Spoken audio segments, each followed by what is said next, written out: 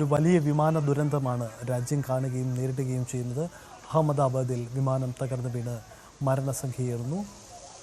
242 പേർ, crew members അടക്കം 242 പേർ ഉണ്ടായിരുന്ന വിമാനമാണ് തകർന്നു വീഴുന്നത്. 133 മരണം സ്ഥിരീകരിക്കപ്പെടുന്നു. കൂടുതൽ മരണസംഖ്യ ഉണ്ടാവാൻ സാധ്യതയുണ്ട്. പ്രദേശത്ത് ഇപ്പോഴും രക്ഷാപ്രവർത്തനങ്ങൾ നടക്കുന്നു എന്നതാണ് സാഹചര്യം. ചിന്നിച്ചിതറിയ വെന്തുരുകിയ മൃതശരീരാവശിഷ്ടങ്ങൾ പലതും ഈ ദൃശ്യങ്ങളിൽ വ്യക്തമാകുകയും ചെയ്യുന്നുണ്ട്. കിരൺ ബാബു ഉണ്ട്. കിരൺ, അപകടത്തിൻ്റെ വ്യാപ്തി അത് ഇനിയും വലുതാകുമെന്നതാണ് നൽകുന്ന സൂചനകൾ. നിലവിൽ 133 എന്ന മരണസംഖ്യ നമുക്ക് മുന്നിലുണ്ട്. മരണസംഖ്യ ഇനിയും ഉയർന്നേക്കാം അല്ലേ? സജിത്തെ, അതിനുള്ള സാധ്യതകൾ വളരെ കൂടുതലാണ്. കാരണം വിമാനാപകടത്തിൽ നിന്ന് രക്ഷപ്പെടുന്നത് അത്യപൂർവമായ അല്ലെങ്കിൽ വളരെ കുറച്ച് പേർക്ക് മാത്രമാണ് രക്ഷപ്പെടാൻ കഴിയുക. അത്തരത്തിൽ അതീവ ഗുരുതരമായ ഒരു അപകടം തന്നെയായിരുന്നു. ഒപ്പം വിമാനത്തിലെ യാത്രികർ മാത്രമല്ല, ഈ ഹോസ്റ്റലിലെ മെസ്സിൽ ഉണ്ടായിരുന്ന കുട്ടികൾ കൂടിയുണ്ട്, മെഡിക്കൽ വിദ്യാർത്ഥികൾ കൂടിയുണ്ട്. ആ മെഡിക്കൽ വിദ്യാർത്ഥികൾ കുറേ പേർക്ക് പരിക്കേറ്റിട്ടുണ്ട്.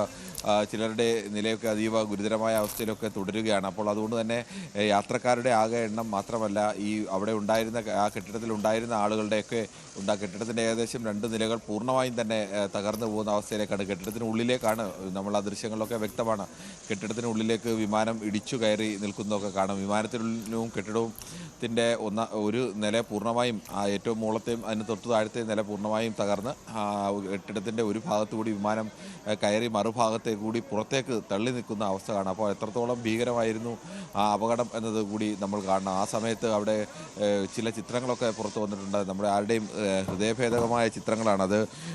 അപകടത്തെക്കുറിച്ചല്ല, ആ വിമാനം ഒരു സൈഡിൽ ഇടിച്ചു കയറി നിൽക്കുന്നു, മറ്റ് ഒരു സൈഡിലേക്ക് കുട്ടികൾ അവിടെ നിന്ന് ഭക്ഷണം കഴിക്കുകയായിരുന്നു. ഭക്ഷണമൊക്കെ വിളമ്പി വെച്ച പ്ലേറ്റിൻ്റെ ചിത്രങ്ങൾ ഇങ്ങനെ കാണാം.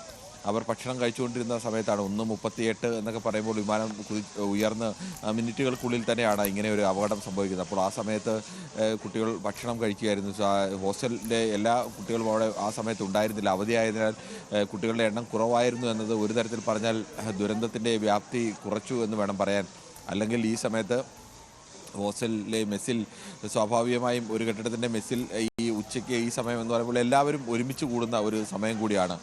മറ്റേതെങ്കിലും സമയത്താണെങ്കിൽ കുറേ പേർ വ്യത്യസ്ത മുറികളിലോ ക്ലാസ് റൂമുകളിലോ ഒക്കെ അങ്ങനെ പല സ്ഥലത്താവും. പക്ഷേ ഉച്ചയ്ക്ക് അങ്ങനെയല്ല. ഉച്ചയ്ക്ക് മെസ്സിൽ എല്ലാവരും ഒന്നിച്ചു കൂടുന്ന ഒരു സമയത്ത്, ആ സമയത്ത് തന്നെയാണ് അവിടെ ഭക്ഷണം കഴിച്ചുകൊണ്ടിരിക്കുന്നതിനിടയിലൊക്കെ ആണ് ഈ വിമാനം അപ്രതീക്ഷിതമായി ഭക്ഷണം കഴിച്ചുകൊണ്ടിരിക്കുന്ന കുട്ടികൾ എന്താണെന്ന് തിരിച്ചറിയുന്നതിന് മുമ്പ് തന്നെ അവരുടെ ചിലരുടെ ജീവൻ നഷ്ടപ്പെടുകയും ചിലർക്ക് അതീവ ഗുരുതരമായും മാരകമായും പരിക്കേൽക്കുകയും ഒക്കെ ചെയ്യുന്ന അവസ്ഥയും ഒക്കെ ഉണ്ടായിരിക്കുന്നു. എന്തായാലും അത്തരത്തിൽ നമ്മൾ ദുരന്തത്തിൽ പരമാവധി പേർ ജീവനോടുകൂടി മടങ്ങി വരട്ടെ എന്ന് അതിതീവ്രമായി ആഗ്രഹിക്കുകയും അതിനുവേണ്ടി മെഡിക്കൽ ടീം എല്ലാ പ്രവർത്തനങ്ങളും അതിശക്തമായ രീതിയിൽ തന്നെ എല്ലാ സൗകര്യങ്ങളും ഉപയോഗിച്ചുകൊണ്ട് അവരെ ജീവിതത്തിലേക്ക് മടക്കി കൊണ്ടുവരാൻ വേണ്ടി ഡോക്ടർമാരുടെ വിദഗ്ധ സംഘം അത്രത്തോളം പ്രവർത്തനങ്ങൾ ചെയ്യുമ്പോഴും അവരുടെ എല്ലാം പിടിയിലേക്ക് അപ്പുറത്തേക്ക് ഗുരുതരമായ പരിക്കുകളേറ്റ, അത്രത്തോളം മാരകമായ പരിക്കുകളേറ്റ ആളുകളൊക്കെ ഈ കൂട്ടത്തിലുണ്ട് എന്നുള്ളത് സ്വാഭാവികമായും മരണസംഖ്യ ഇനിയും കൂടാമോ എന്നുള്ള ഒരു ആശങ്ക കൂടി ഉണ്ടാക്കുന്നതാണ്. ഇനി അതുപോലെ തന്നെ ഈ വിമാനത്തിലുള്ള ആളുകളെല്ലാം കിട്ടിയോ? ഇനി ചിലർ വലിയ തീഗോളമായിട്ടൊക്കെ മാറിയിരുന്നു കുറേയേറെ സമയം. ആ സമയത്ത് തീ അണയ്ക്കാനൊക്കെ ഏറെ സമയമെടുത്തു. വിമാനത്തിൻ്റെ ഇന്ധനമൊക്കെ കത്തുന്ന സമയത്ത് അവിടെ തൊട്ടടുത്തേക്കുള്ള ആളുകളൊക്കെ ഉണ്ടെങ്കിൽ തന്നെ ചിലപ്പോൾ അത് മൃതദേഹങ്ങൾ പോലും തിരിച്ചറിയാൻ കഴിയാത്ത അവസ്ഥയിലേക്കൊക്കെ നീങ്ങാനുള്ള സാധ്യതയൊക്കെ ഉണ്ട്. എന്തായാലും അതിലൊക്കെ ഒരു വ്യക്തത വരണമെങ്കിൽ ഇനിയും മണിക്കൂറുകൾ എന്തായാലും കഴിയേണ്ടി വരും.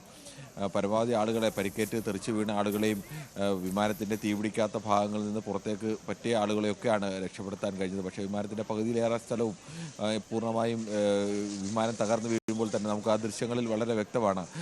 തകർന്നു വീഴുന്ന സമയത്ത് തന്നെ അതൊരു തീഗോളമായി മാറിയിരുന്നു. പിന്നീട് ആർക്കും രക്ഷപ്പെടാൻ കഴിയുന്ന ഒരു കാര്യമായ അവസ്ഥ ഉണ്ടായിരുന്നില്ല. വളരെ കുറച്ച് ആളുകൾ മാത്രമാണ് ഈ വിമാനത്തിൻ്റെ തീപിടിക്കാത്ത ഭാഗം മാറുന്നതും അത് അടർന്ന് താഴേക്ക് വീണ സ്ഥലത്തു നിന്നൊക്കെയാണ് ആളുകൾക്ക് രക്ഷപ്പെടുത്തിയത്. അതും ഗുരുതരമായ പരിക്കുകൾ അവരിൽ തന്നെ പലർക്കുമുണ്ട്. ഈ തീപിടിച്ച ഭാഗങ്ങളിൽ നിന്നൊന്നും ആളുകളെ ആരെയും തന്നെ രക്ഷപ്പെടുത്താൻ കഴിഞ്ഞില്ല എന്നാണ് ഇപ്പോൾ കിട്ടുന്ന പ്രാഥമികമായ വിവരം. അത്രയും സ്ഥലം വിമാനം ഇടിച്ചിറങ്ങി കത്തി പടർന്ന ഇന്ധനമൊക്കെ ഉണ്ടായിരുന്ന ചിറകുകളോട് ചേർന്നുള്ള ആ ഭാഗം, അവിടെയാണ് ഇന്ധന ടാങ്കുകൾ. സ്വാഭാവികമായും ലണ്ടനിലേക്ക് പറക്കുന്ന വിമാനമാണ്. പ്രത്യേകിച്ച് ഇത് ബോയിങ് 7878 വിമാനമാണ്. അത് ഈ ഡ്രീം ലൈനർ വിമാനത്തിൽ സ്വാഭാവികമായും ഇത് ദീർഘദൂര യാത്രയ്ക്കുള്ള വിമാനം, അതിന് ഇന്ധനക്ഷമത കൂടിയ വിമാനമാണ്. അത്രയും ദൂരം ഗുജറാത്തിൽ നിന്ന് അഹമ്മദാബാദിൽ നിന്ന് ലണ്ടനിലേക്കുള്ള യാത്ര, ഈ യാത്രയ്ക്കിടയിൽ ചിലപ്പോൾ ആ വിമാനം എവിടെ നിന്നും ഇന്ധനം നിറയ്ക്കാതെ തന്നെ പറക്കാനൊക്കെ കഴിയുള്ള അത്രത്തോളം ഇന്ധനം ആ ഈ വിമാനത്തിൽ സ്വാഭാവികമായും ഉണ്ടാവും. എല്ലാവിധ ആധുനിക സൗകര്യങ്ങളോടും കൂടിയ, അല്ലെങ്കിൽ ഒരു അത്തരത്തിൽ എല്ലാവിധ സുരക്ഷാ സംവിധാനങ്ങളുമൊക്കെയുള്ള ഇരട്ട എഞ്ചിനൊക്കെയുള്ള ഒരു വിമാനമാണിത്.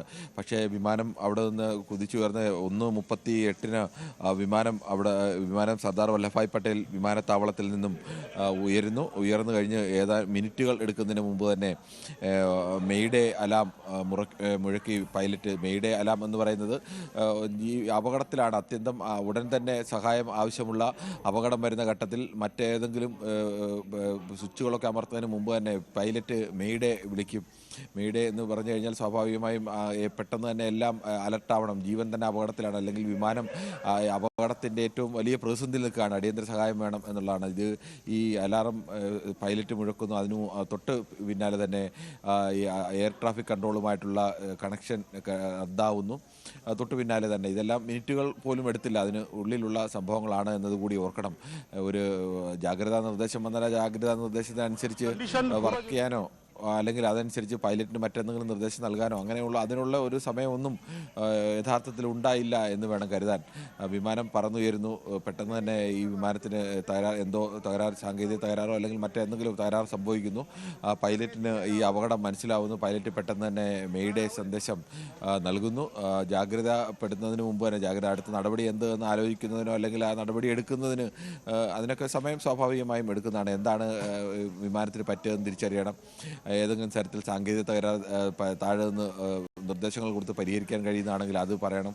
വിമാനം ഇനി ഇന്ധനം മറ്റെന്തെങ്കിലും കുഴപ്പമാണെങ്കിൽ ഇന്ധനം തീരുന്നവരെ ആകാശത്തൊക്കെ പറന്ന് ഇന്ധനം തീരുന്ന അവസ്ഥയിൽ കൊണ്ടുവന്ന് ലാൻഡ് ചെയ്യിക്കുന്ന അവസ്ഥ, അങ്ങനെയൊക്കെ പലതരത്തിലുണ്ട്. പക്ഷേ അതിനൊന്നും ഉള്ള സമയമോ അല്ലെങ്കിൽ അത്തരത്തിലേക്കുള്ള അപകടമായിരുന്നില്ല. പെട്ടെന്ന് തന്നെ വിമാനം ഇടിച്ച്, അത് ഒരു വലിയ കെട്ടിടമാണ്. ഈ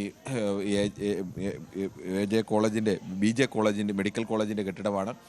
BJ മെഡിക്കൽ കോളേജിൻ്റെ കെട്ടിടത്തിൻ്റെ മുകളിലത്തെ നിലയിലാണ്, ഹോസ്റ്റലിൻ്റെ മുകളിലത്തെ നിലയിലാണ് മെസ്സ്.